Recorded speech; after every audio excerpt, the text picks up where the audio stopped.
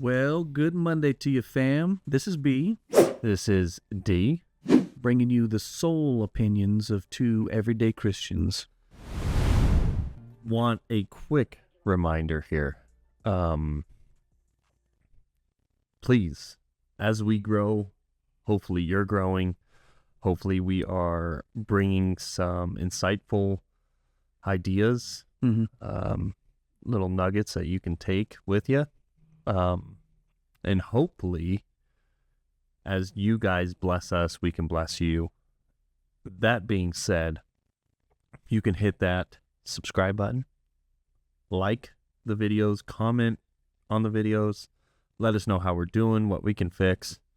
Be nice. Or don't, whatever. Yeah, it's fine. Yeah. Whatever. Just don't forget the bell icon. We can take it. Yeah. Notifications on. Don't forget the bell. We're also on Spotify, our iHeart, and Amazon Music. Soon to be on iTunes as well, on Apple Podcasts. So stay tuned. But I'm excited. That's awesome. I'm excited for today.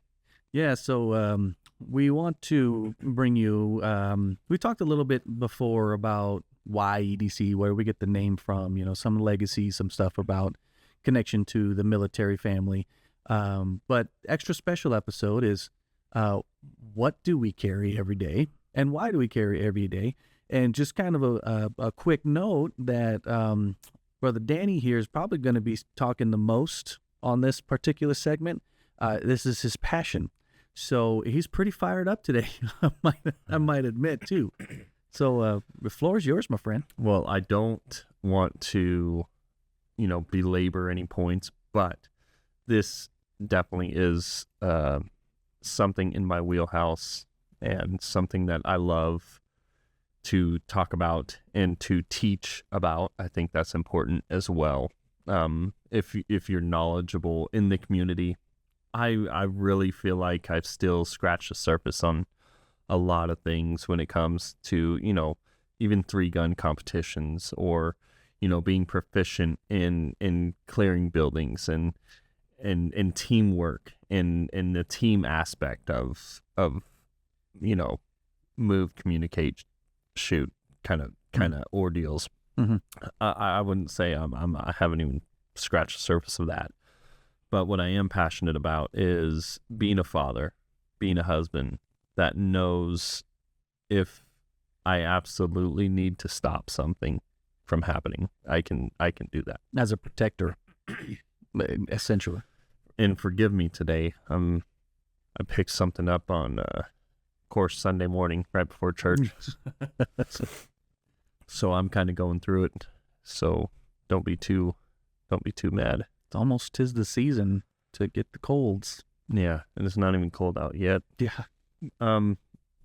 But what I do want to talk about is why we carry, why we do what we do, and why we have the mentality that we have. And I was blessed enough, about 2012 to 2016, I was blessed enough to be in a correctional setting for the state law enforcement. I went through post, and that was a huge eye opener for me. Just the amount of training that I received in my post academy for the state of Idaho was a huge blessing, because all the beliefs and all the things that I wanted to do all made sense. Like, it made everything just kind of come together and like, oh, okay, perfect. This is why I believe what I believe, and this is why I want to do all these things, right? As far as like learning how, like firearms and like, okay. Yeah, exactly. Learning how to, right? Okay. And how to harness that, because we can be like, well, I want to learn how to draw from my holster on YouTube. And you get a lot of great advice, and then you get some advice that's not so great Um, but until you get the advice hands-on, I mean, I think that post class is a 4-week post class. Mm-hmm. For 4 weeks, every time you sit down and stand up, you're drawing. From a holster, from outside the waistband, OWB, from outside the waistband holster position, they'll just randomly call it, your hand position 2. So you're supposed to, it's just certain things That sounds that fun. they got ingrained in you. It was awesome. Yeah. Like, it was amazing. And for those people that didn't take it any further, Mm-hmm. I'm getting excited. And I'm like, I don't know why I'm holding my breath. So I'm not breathing when I'm talking. I'm sorry.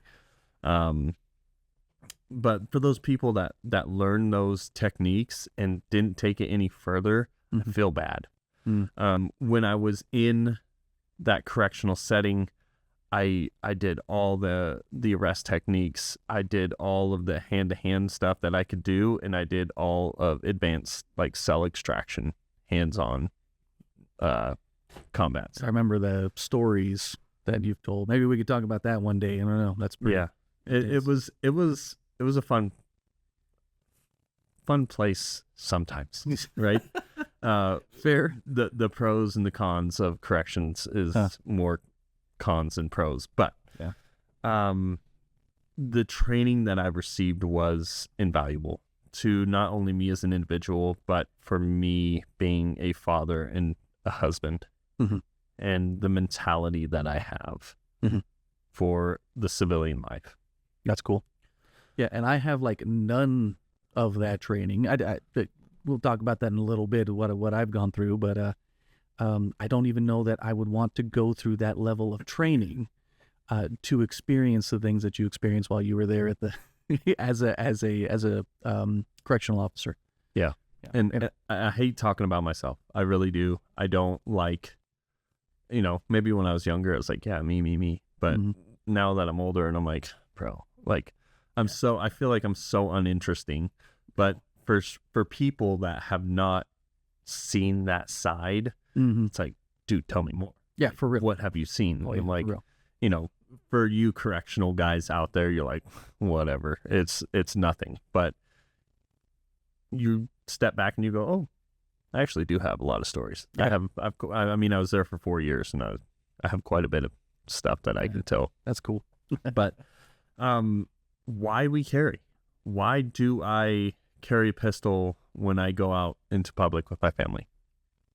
Now I do have my EDC on the table, and I will tell you a lot more about that briefly on why I carry what I carry. But I have an ideology of a fire extinguisher. There are fire extinguishers usually in places of business, especially where there's equipment that could catch fire. Now, why do we have those fire extinguishers readily available? In case of a disaster. In case of emergency. Yeah, emergency. A fire, something happens, whether it be a chemical fire or, whatever the situation causes for, mm-hmm.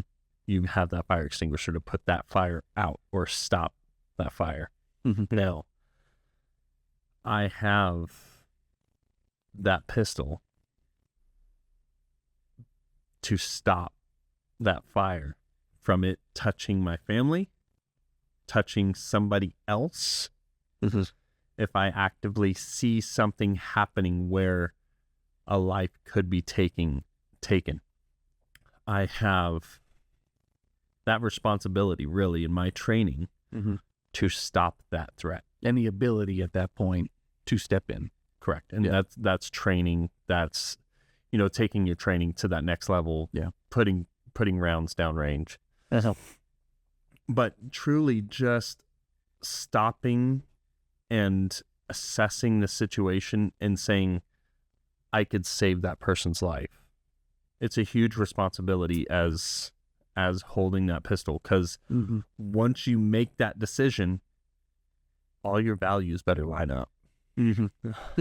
All my past training, I have to treat that pistol as if I was still in law enforcement, because a lot of people say, "Oh yeah, so I shoot to kill." Well, one, your training has obviously taught you not much if you've had any training, because shooting to kill is definitely not the right verbiage in a court of law. Yeah, and just even as a person, it's probably not the best thing to go into a situation with, because you have to carry that for the rest of your life. That if you ended up taking someone's life, whether it was on purpose, by accident, you have to carry that you made that decision. Oh, absolutely. So it has to be for the right reason. It has to be because I didn't have another choice. Something was going to happen horrible to someone else, so I made a decision, and that's just happens to be what happened when I was trying to stop a threat. But like you say, you go into it saying like, I'm going to shoot to kill, is if we can say that on YouTube, that's not a good decision to live with. Yeah, it's a wrong mentality, because there you go. What we're doing when we carry is if we ever pull that trigger, we are shooting to stop the threat. Yeah. And truly, training says center mass, which is like, if you don't know what center mass is, it's from the collarbones down, and it's pretty much this rectangle here. And we are trained to shoot there. It's the biggest area to hit, because when you are presented with a situation, all of your receptors that control finger movements, all the fine motor skills go bye-bye. And it's big motor skills.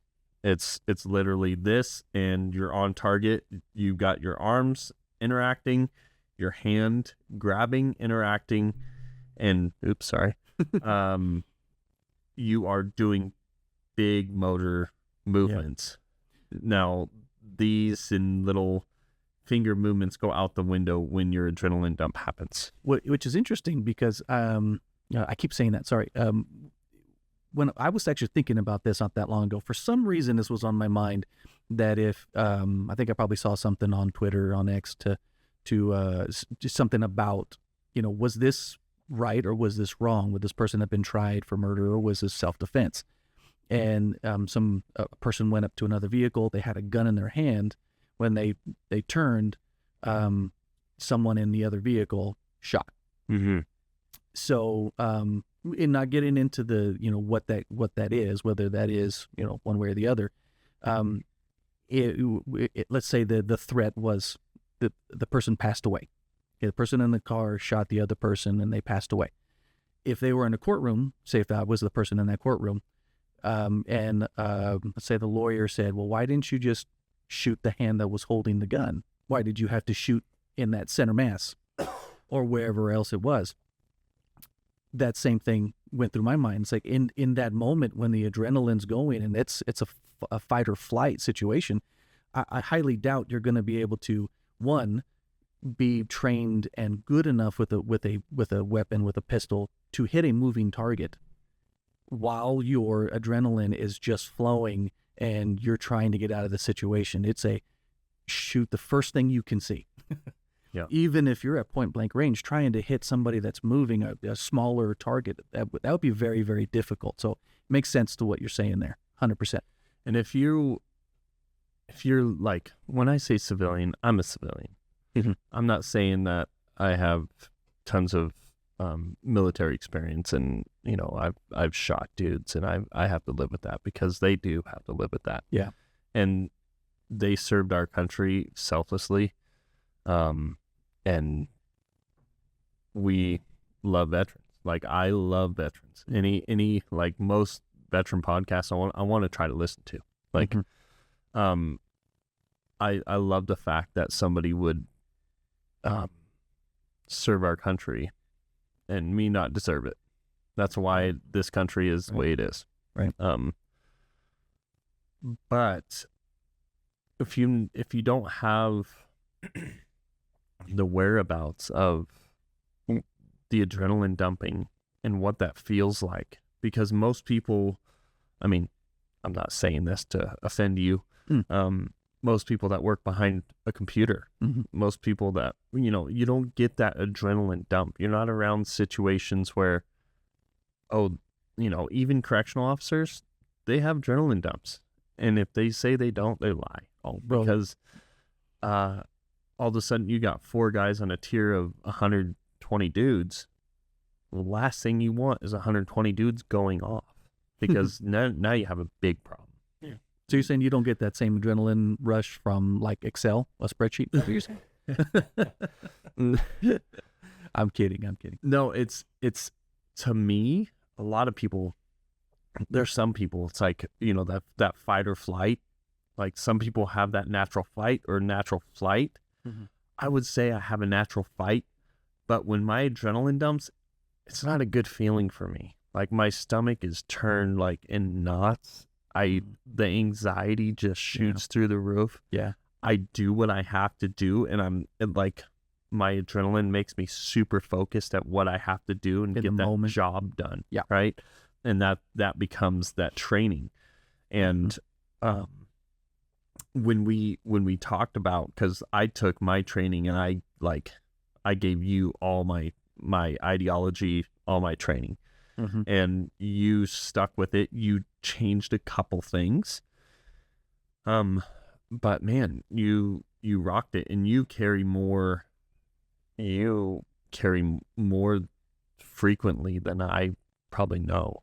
Like I can't carry when I'm doing the work that I do every day. Yeah.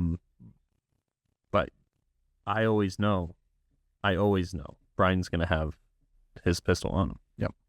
No matter where, no matter what, he's rocked and loaded. And Commitment. what does your setup look like, Brian? So my setup here is a Glock G19. Glock 19. It's a 9mm, holds 15 rounds, and the best part is it's just in the hand, feels very comfortable. So, which is the reason why I carry what I carry, is it doesn't stick out very far. It's concealable, and it just fits my hand about perfect, which is something that you really got to consider when you're carrying something. And Glock 19 is the mid-size. It's not a full frame. It's not subcompact. It's not compact. It's mid. Yeah. So that's my main thing. This is what you have in your holster. We're having on my hip pretty much as often as I can. What do you have in your pockets? Pockets. Even more so important, I feel like, chapstick. No, I'm kidding. I do have my knife, which is just a basic thing, but is super. I think you wanted to mention that this is something we never use, thankfully, unless we go to the shooting range. But this we use all the time, because I have to cut off. My girls get new shoes, and they have a bunch of tags on there, and that's the first thing. I'm the first person they come to. Dad, so I use this to cut everything. I use it to pretty much as a utility, everything. Also my portable medicine cabinet, shout out doTERRA essential oils, my earbuds, and I'm not sure how many sponsors we're getting here. And you gotta have mints. I don't know if you ever talk to anybody and they got bad breath. That's no good. Now that is in your pocket every day. Yes, sir. That's all day long. Mm-hmm. Yes, sir. What is your Bible and your notebooks going into? So why in the world? Why is, if we're talking about an everyday carry, instant, in season, and out of season. And if you were able to listen to our last podcast with Reverend Bates, he did talk. We briefly mentioned being in season and out of season. He was referring to being ready with to preach a message, but sometimes you got to give Bible study. Sometimes you get questions from folks that you might not have an answer for, or you don't remember how the scripture goes, so you need to reference it. So I carry this in case I need to read it when I'm out somewhere, or if I need to answer questions, and it has come in handy. Not all the time, but it comes in handy. Happens to be the one that I got from Brother and Sister Redinger They were my Sunday school teachers when I was in senior youth, and I kept it ever since. So since 18 years old, I've had this. And then real quick, I just have a notebook, and then I have this guy. My wife got me this. I believe it was my wife that got me this musician's notebook, and the only use it's really gotten is from Addie, my 6-year-old. And the reason, wow, I didn't realize she did that much. The reason that it doesn't have a lot of musical use is because I have this just in case I get inspired and I get some lyrics, I get some notes, I get some chords that I need to write down so I don't lose it. The problem is I always get that at like 1, 2, 3 o'clock in the morning when I just kind of happen to wake up and there's a song in my head. I'm like, oh, I need to write that down. But at 2, 3 in the morning, I'm not. It's just, I'm not getting up to pull this out of my bag and write stuff down. I'm like, oh, I'll try to remember it for the morning. And spoiler, I never do. However, I have it just in case. Okay, so that is what kind of bag you rocking? All right. So we got a 1911 tactical bag. I have no idea what the model number is. But I got my patches going on here. My Psalms 144-1. I got my keyboard assault rifle. Got my arcade and my certified man bag. So this is what I'm rocking when I carry with me everywhere I go. Okay, so let me show you just briefly what I carry. So this is my holster, very minimalistic, very small inside the waistband for concealment. All this pretty much is... I want to get down. Sorry, say it. You want to get down a little bit more and then just go ahead and say all that again. So this is my holster, very minimalistic. All this pretty much does is locks my gun into the inside of my waistband and is a trigger guard. And I'll show you how that looks here. I know I just muzzled myself here, but that just clicks in there. That's all that does. And then it locks in the inside of my waistband so I can conceal nicely. That's cool. And then it's just, yeah, it just you pull it out of pressure. It hooks around your belt. What I carry is a Glock 43. I have found that is perfect for an everyday carry situation. I've got 6 rounds in my mag, plus 1 in the chamber. So I've got 7 rounds total. When you're in a situation, really 7 rounds is plenty. Should be plenty, unless you're given cover fire for some reason. But so Glock 43 is like the subcompact, and it's very comfortable to use. So if you are in a situation where you are looking for the right pistol, you know, there's SIG P365s. Those are pretty good and they're very popular right now. But I love Glock. Glock has never done anything wrong. There's a reason why a lot of police departments and departments have Glock. In Glock we trust. And 43 is super comfortable. So if you're looking for a pistol, I'd recommend the 43. It's done me no wrong. But earbuds, again, I carry the Benchmade here. But just like he was saying, I'm using this every day, whether I'm cutting line, whether I'm doing anything. Most of the time it's not for a fight situation, but it might be. So the more training you have, the better in hand-to-hand combat. But I love my knives. Try to be minimalistic on the wallet, but it always ends up getting bigger than I want it. This is an everyday light here. 511 makes this. This is their EDC light. If you can see that, it's just their EDC light. It's a small, compact. I use that every day. Every day I use my flashlights. Shout out to Streamlight. I love Streamlight.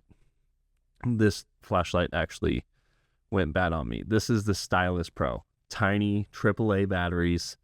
I love to get flashlights that don't take special batteries.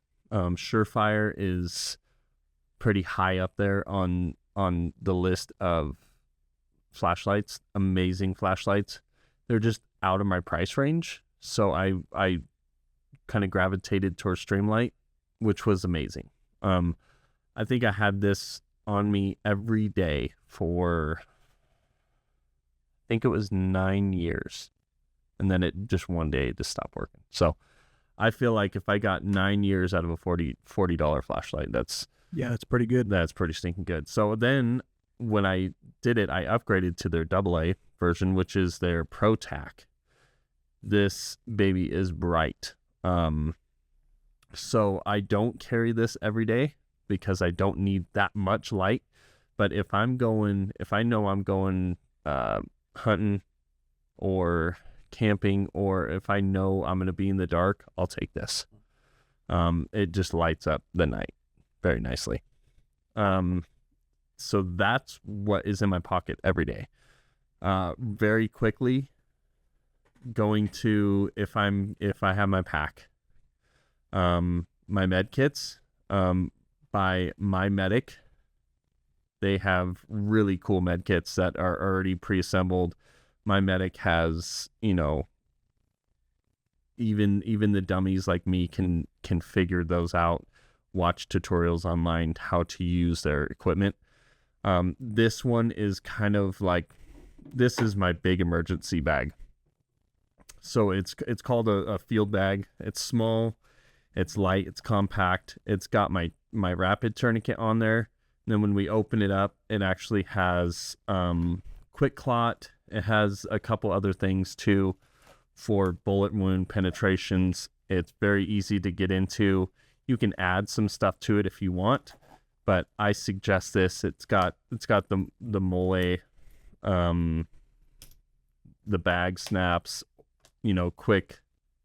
You can get in it quick. Velcro, you name it. They do a really good job in making sure their stuff is secure. In this, I got a little bit bigger. It's called the family pack. And this really just helps me stay on top of, I know there's bandages in here. I know there's ointment. I know there's antibacterial stuff. I know there's, if even sutures in the wild, like if we're not by a hospital, I know I can do, what I need to get done. That pack will take care of it as well. And that is honestly kind of just the preparedness that's where I want to be every day. I want to say all the stuff that we talked about and all the stuff that we do. What's your guys' opinion? Do you guys carry? If you do carry, what do you carry? And why do you carry? Shoot us a comment. Yeah. Do you believe in carrying a pistol every day? Do you agree with carrying a knife every day? Let us know what you think. And there's, a Christian's aspect to, I had a brother in our church. He came up to me, he said, "Why do you carry a gun?" Mm-hmm. And I asked him, "Well, why do we have fire extinguishers in the church? We literally had them hanging up." I said literally again. We might get some merch that says literally. I like it. Just to poke fun at me, because that is a buzzword of mine, and I'm sorry. But he asked me, why? Why do you carry a pistol? I mean, don't you believe that God can handle the situation? Mm-hmm. And I gave him an analogy of not just a fire extinguisher, but a doctor. Mm-hmm. Why do we have doctors? We believe that God can heal us. There's a certain faith that requires. Right. But when you're in a situation that you're presented with, if God gave you the brains to be trained in the ability to be trained in a certain situation, why wouldn't you take advantage of that? Yeah, that makes a lot of sense. For me and my family, especially in the world we live in now, we live in a certain part of Idaho, love Idaho, and it seems like everybody else is loving Idaho too. Yeah. It seems like it's just growing and growing and growing. And I even think, bro, just because you said that, when we moved, my wife and I, we moved, my whole family, we moved, I would say in 2013, 2009, we moved from Nampa to Meridian. And I think the population was about 42 to 46,000 people. And since then, we're like 117,000, I think. So what is that?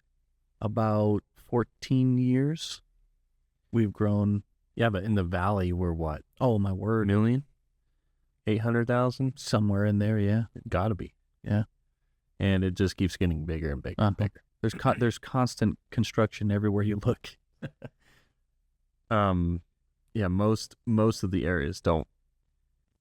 At least in Idaho, most of the areas in construction are pretty well suited to keep going, at least for the next 10 years. Yeah. So because of that, it's a good reason to carry, because with all the good people that have moved in, every now and then you get a bad apple. There comes the bad. Yeah. And so you want to, for me, being a committed husband, being a committed father. Now, commitment is waivers, right? When I say committed husband, I'm like, man, I could have been such a better husband. We have all these regrets, and especially when we grow as humans. But commitment, once you commit, you are committing not only to your spouse, you're committing as a father. Yeah. Now, when you commit as a father, I believe God gave us certain abilities in certain things. Abilities meaning we have more strength than women. Whether they agree with that or not these days, that's up for debate. That's a big debate point. But we have more strength than women naturally. With testosterone versus estrogen. It's just proven fact. It is what it is. Yeah. The science. So with that strength comes, well, I don't know a man that wouldn't protect his wife if she was getting attacked. If I did, not sure what I would do to that guy to make sure that doesn't happen again. Yeah. But that's such a wrong premise. If you're married to the woman that you're supposed to love, you got married for a reason, commit. And once you commit, you will do anything in your path to make sure she's protected and those kids are protected. Yeah.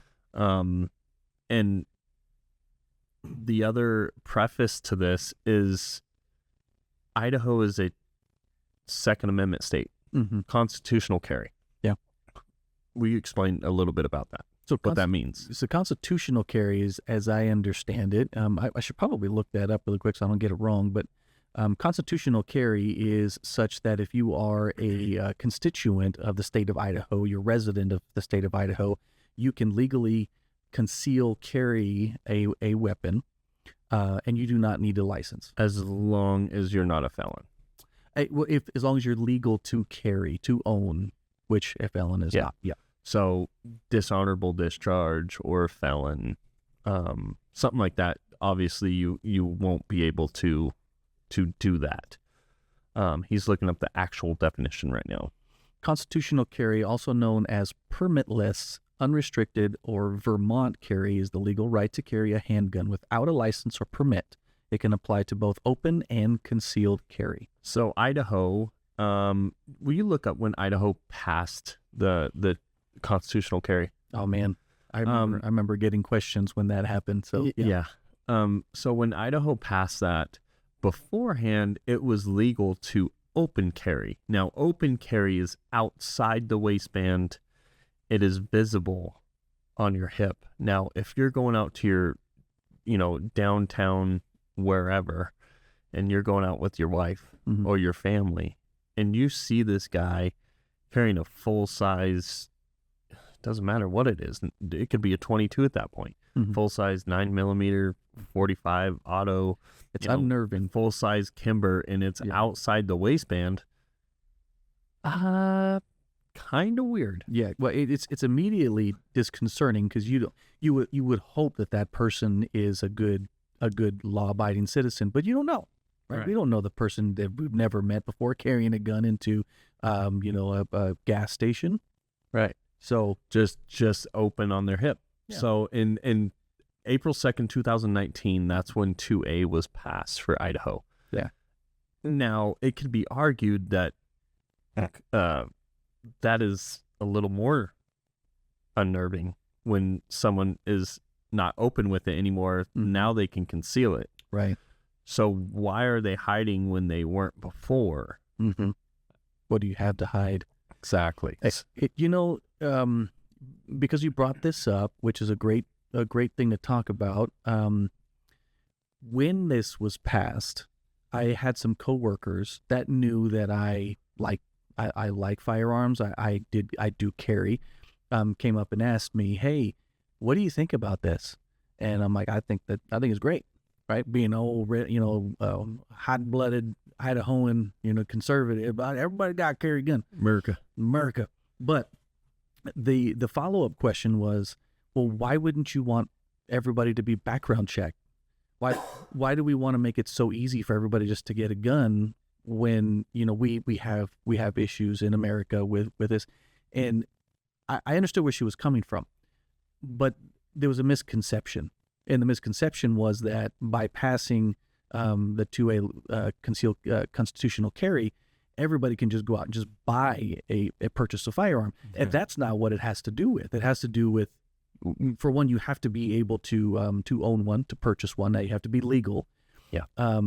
And then if you're if you're a resident of the state of Idaho, then you can actually carry it concealed. So it had nothing to do with the already background the background checks you have to get in order to purchase a gun, which you can't just go out and buy one anywhere. Just walk in, hey, here's a couple $100, give me a gun. Oh, you got it. No name, no. They call you go to Sportsman's Warehouse, you go to Cabela's, they have people they have to call to do a background check on you. Yeah, it's a federal thing.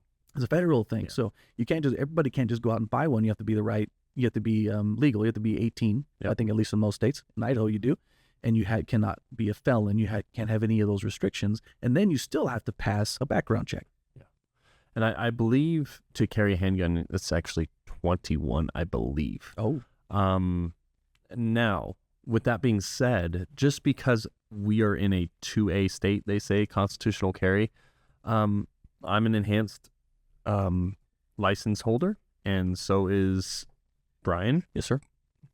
We are both enhanced license holders. Yeah, see, handguns from a licensed dealer is minimum age of 21. Right.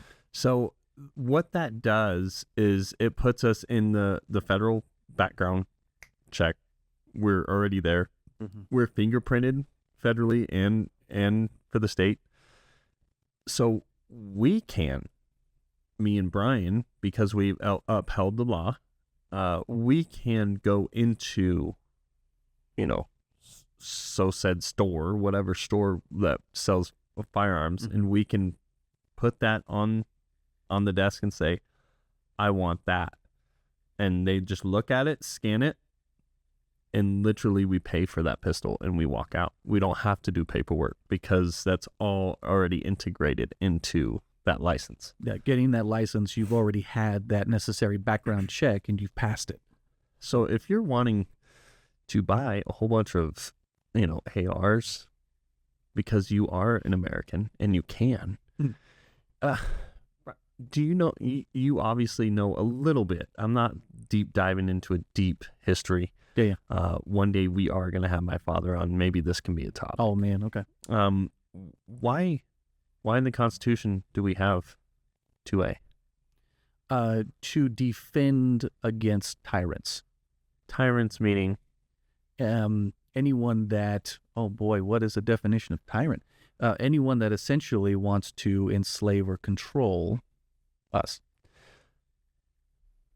I know the government has way more tools than the ability that we have. The military tools are something that we can't even get as citizens. But our founding fathers put the Second Amendment that protects the right to bear arms.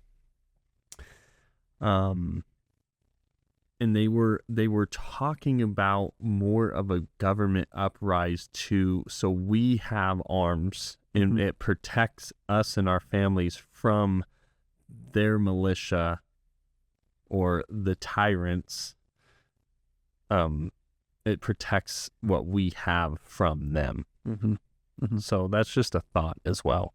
I'm not saying like government tirade. We uphold the law, and it's very important as Christians to do so. Amen, brother. And we get the ability to just go slap a card on and say, hey, I want that AR and I want that pistol. And we pay and we walk out. That's what we earned. But at the same time, we also got a lot of experience behind a pistol. We also, together, we have went out and shot, and we will continue to do so. But very quickly, I'm holding my breath again. But very quickly, I just want to hit on the legality. I'm not a law professor. I'm not any of the sort.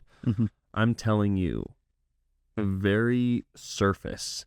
If something happens, this is why I carry a normal little Glock 43.